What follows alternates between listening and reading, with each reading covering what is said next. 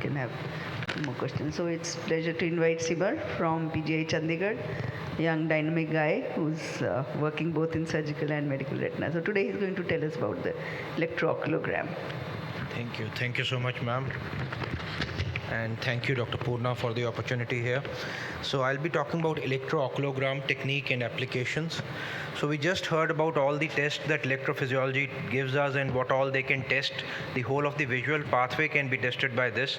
So one part that is left to be tested is the retinal pigment epithelium. We have tested the whole of the retina. So that is what we are going to test with the electro-oculogram. So electrooculogram is the electrophysiological response recorded from the outer retina. Our eye is like actually a cell which has a positive electrode and a negative side. The cornea is the positive side and the RPE and the outer retina are the negative, and they hold some amount of charge in between it, which is somewhere around 6 millivolts. This was first described by Raymond in 1948 and measured for the first time by Elvin Marg in 1951. It is measured from the corneofundal potential with the cornea being electropositive and the RPE electronegative. The eyes have I told about 6 millivolts standing potential in ambient lighting. EOG measures this standing potential indirectly with ocular movements and by measuring the variation caused by the ocular saccades. And the change in the standing potential in light and dark condition gives us a measure of the RPE health and whether that is functioning or not. When exposed to more light, this potential tends to increase. And if you can measure this and show that yes, it is increasing, then the RP is functioning well. But as Dr. Subhadra ma'am also told us, that the light is picked up by the photoreceptors and secondarily stimulates the RPE to function. So your photoreceptors have to be in good health for any interpretation of EOG. If your full field ERG itself is abnormal, it is likely that your EOG will also be abnormal. So the importance of EOG comes in only once your full field ERG is normal, your outer retina photoreceptors are normal, and then you want to pinpoint the defect onto the RPE. So just a small video of how we do the procedure, the technique. So going into the protocol of the machine, entering the patient data properly, the age and pupillary dilation. You dilate the pupil of the patient before starting the test. So this is the initial dark adapted phase. You need to first put in the electrodes. This is just to show you how the electrodes are put in. This is the ground electrode which is put up at the forehead. You clean the surface nicely so that you have a good contact, you have less impedance coming. The gold cup electrodes are used for this, and the electrodes are put at the inner and outer canthi of each eye. They should be as much in a straight line as possible so that only the horizontal eye movements are recorded. Any vertical eye movements are not recorded. And these are the two active electrodes for each eye at the outer and the inner canthus which are being put.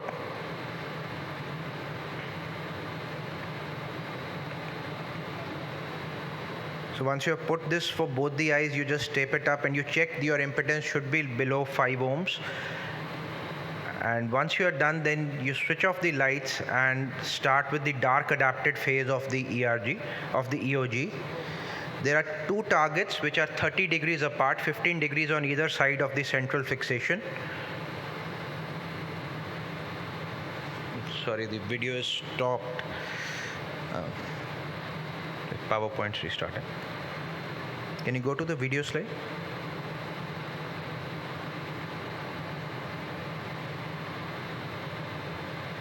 I'll take it, no problem, thank you.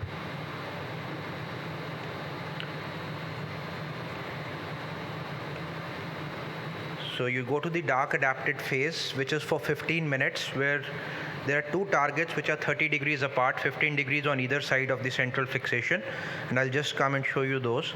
So you can see these 3 points over here. This is the central point, and 1 point on the left 15 degrees and 1 point on the right. These are alternatively switched on, and the patient is asked to move the eyes on each fixation target, and you have an infrared camera over there to monitor whether the patient is doing a good job or not. And then you can monitor the saccades, and these are the potentials that are being generated, which you can see. Once the patient is looking towards the electrode, it will generate a positive waveform and otherwise a negative one. and this is done for 15 minutes in dark adapted state followed by 15 minutes in light adapted. So you want to get the potential down in the dark adapted and then look at the light rise once you turn on the lights after the 15 minutes.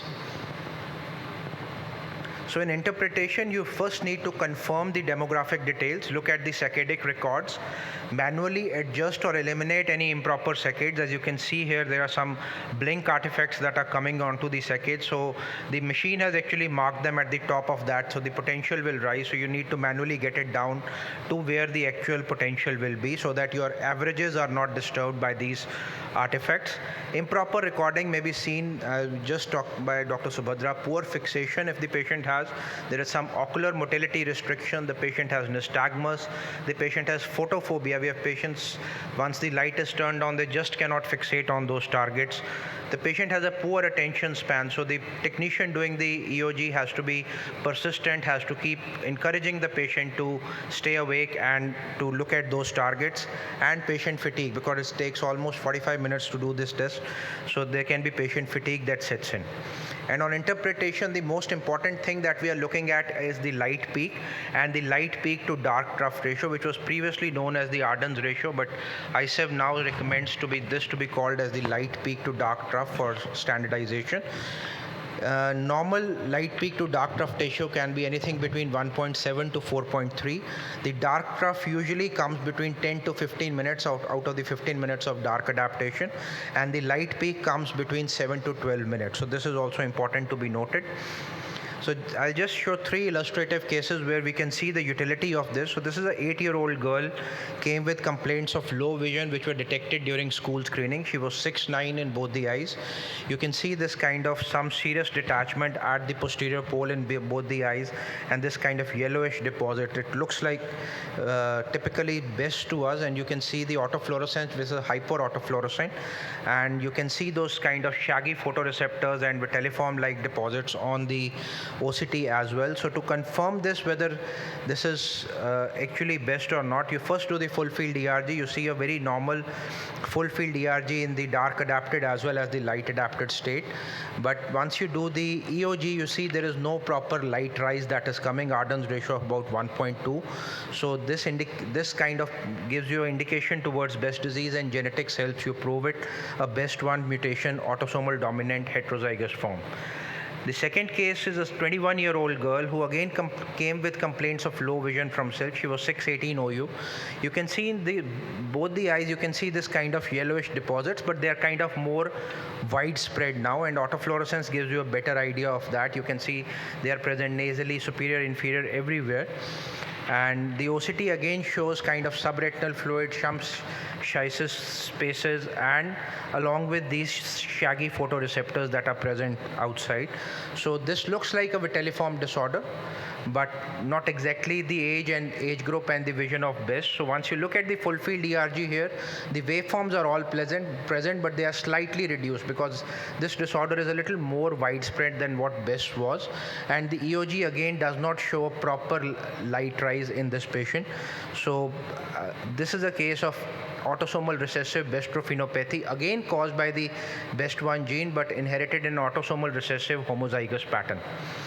The third case, thanks to my good friend from Kathmandu, Dr. Priya. So this was a 59-year-old male who came to them with complaints of low vision, was treated outside as CNVM, given anti-VEGF, 6/12 both eyes, best corrected. And this was the picture, again very similar to the first case, yellowish deposit right at the posterior pole, but given the age you suspect that this is not kind of best. The vision is relatively good. Both the eyes have a similar picture. You can see why somebody would have suspected CNVM because of these darker areas over here. Once you do the OCT, you see this kind of vitelliform material deposited all along and in both the eyes.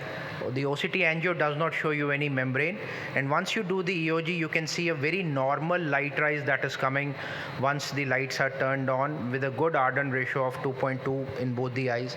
So that kind of rules out BEST disease for this patient. This is a case of adult onset foveomacular vitelliform disorder. So this is the BEST1 gene spectrum, where the typical BEST, you will have a normal full field ERG and an abnormal EOG. It kind of diagnoses prognostic for that. In autosomal recessive breast phenopathy, the ERG may be normal or mildly abnormal, and the EOG is abnormal, but you have more widespread changes on the fundus. In autosomal dominant vitreoretinopathy caused by the BEST1 gene, the full-field ERG is grossly abnormal and the EOG is also abnormal. And in the adult onset form, both of them are likely to be normal. So this test kind of helps us differentiate the spectrum of the BEST1 gene. And I would like to last invite you for the imaging symposium next month. And if you're interested in electrophysiology, we'll have the same team conducting a electrophysiology workshop over there in Chandigarh next month. Thank you so much.